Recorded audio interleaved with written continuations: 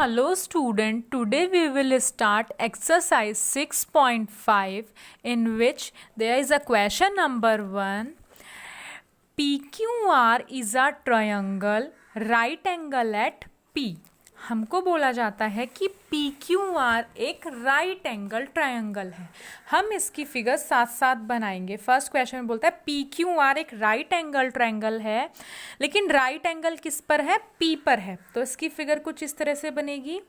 PQR पहले तो एक ये राइट एंगल ट्रायंगल हमने बना दिया, और राइट एंगल किस पे है? P पे। तो PQR ये हमने बना लिया। आगे बोलता है PQ is equals to 10 centimetre. तो हमको PQ कितना दे दिया है? 10 सेंटीमीटर दे दिया है। आगे बोलता है PR 24 सेंटीमीटर।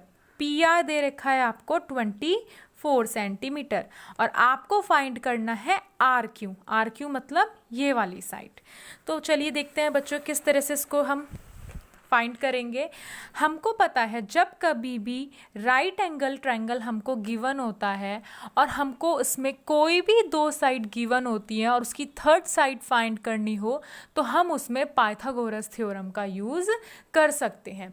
तो हम इसको पाइथागोरस थ्योरम से हम सॉल्व करेंगे। तो लिखेंगे बाय यूजिंग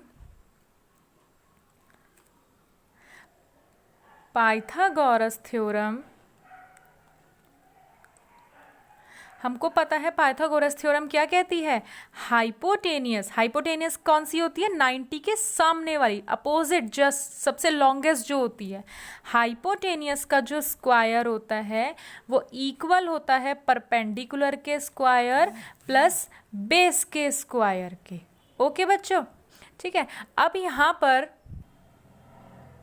हमको जो जो हाइपोटेनियस है वो कितनी हो जाएगी यहाँ पर? RQ का स्क्वायर, और परपेंडिकुलर क्या होगा? परपेंडिकुलर होगा आपका PR का स्क्वायर, और बेस कितना हो जाएगा? PQ का स्क्वायर। अब हमें हाइपोटेनियस तो निकालनी है, मतलब RQ तो हमें निकालना है। PR कितना है? 24। तो 24 का स्क्वायर प्लस 10 का स्क्वायर। अब 24 का स्क्वायर क्या होता है बच्चों? 5। एक मिनट देखते हैं, चलो निकाल ही लेते हैं। स्क्वायर निकालना भी वैसे ये आपको लर्न होना चाहिए। 24 इंटू 24, 4 4 जा 16, कैरी 1, 4 2 जा 8 और एक 9 इंटू 2 4 जा 8, 2 2 जा 4, तो 6, 9 और 8 को जोड़ेंगे, यहाँ पर आ जाएगा आपका 17। तो ये होता है आपका 576।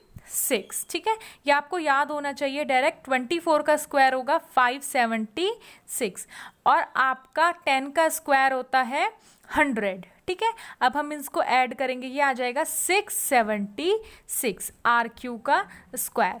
अब बच्चों हमको तो RQ चाहिए, ठीक है, तो हमें स्क्वायर हटाना पड़ेगा। तो जब हम स्क्वायर हटाएंगे तो इस पर पड़ेगा स्क्वायर रूट। अब फिर से बात आती है कि स्क्वायर रूट कैसे निकालेंगे।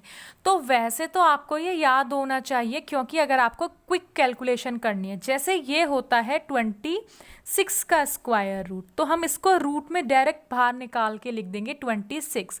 बट कुछ बच्चों को अगर स्क्वायर रूट निकालना नहीं आता, तो मैं एक बात दोबारा बताती हूँ। हमको इसका लेना है LCM 676 का। तो ये 2 से जाएगा आपका, तो आएगा 3 3 8, फिर 2 से जा सकता है ये, तो आएगा 1 6 9। अब बच्चों यहाँ पर थोड़ा सा आपको ध्यान रखना पड़ेगा। 169 होता है 13 का स्क्वायर, तो आपको ये थोड़ा सा याद रखना है कि 13 जा होता है 169, और 13 1 जा होता है 13। अब अगर मैं इसको यहाँ पे सॉल्व करूँ तो स्क्वायर में हम जितने भी हैं 2 इंटू 2 इंटू 13 इंटू 13।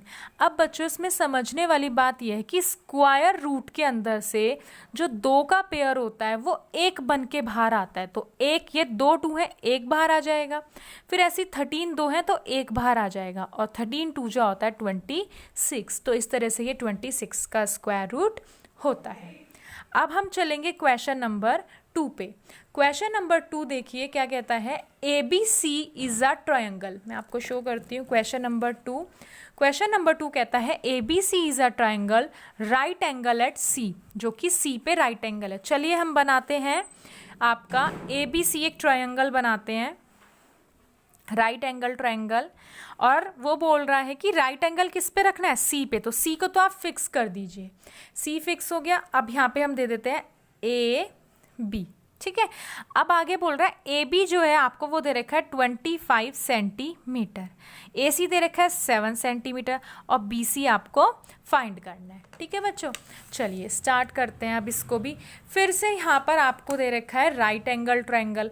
तो हमको पता है जब कभी भी राइट एंगल ट्रायंगल दे रखा होता है, कोई दो साइड दे रखी होती है, हम लगाते हैं पाइथागोरस थ्योरम। तो अब मैं डायरेक्ट लगाती हूँ बाय यूजिंग पाइथागोरस थ्योरम। अब 90 के सामने वाली हाइपोटेनियस, तो AB का स्क्वायर हो जाएगा AC के स्क्वायर प्लस BC के स्क्वायर के। ओके बच्चों, AB आपको दे रखा है 25 का स्क्वायर, AC आपको दे रखा है 7 का स्क्वायर और BC हमको फाइंड करना है। अब आप 25 का स्क्वायर फाइंड करेंगे तो आएगा 625। स्क्वायर मैंने ऊपर फाइंड करना सिखाया था, स्क्वायर के लिए सेम नंबर से 2 टाइम्स सेम नंबर को सेम नंबर से मल्टीप्लाई कर देते हैं, ठीक है बच्चों। तो 25 इंटू 25 करोगे तो आ जाएगा 625। फिर यहाँ पर 7 का स्क्वायर 49, और हो सके तो आप इन सबको 30 तक स्क्वायर रूट याद कर लीजिए स्क्वायर्स। तो अब ये 49 प्लस का है, इधर जाके ये हो जाएगा आपका माइनस का, इज इक्वल्स टू BC का स्क्वायर। अब हम 625 को 49 से माइनस करेंगे तो इधर आएगा 6, 11 में से 4 जाएंगे, बचेंगे 5, 6, 7, 8, 9, 10, 11, मतलब 7 और इधर बच जाएगा आपका 5, तो बच जाएगा ये 576 इज इक्वल्स टू BC का स्क्वायर।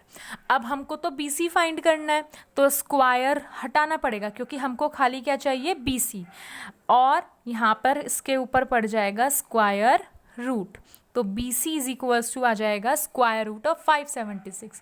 आधे बच्चों को ये याद होगा, तो ये किसका था, अभी हमने निकाला था ऊपर भी, ये था किसका, 24 का, ठीक है। तो यहाँ पे आप डायरेक्ट लिख सकते हो 24 सेंटीमीटर आ जाएगी BC की वैल्यू। ओके बच्चों, ठीक है, आई होप आपको ये समझ आया होगा, ठीक है, थैंक यू।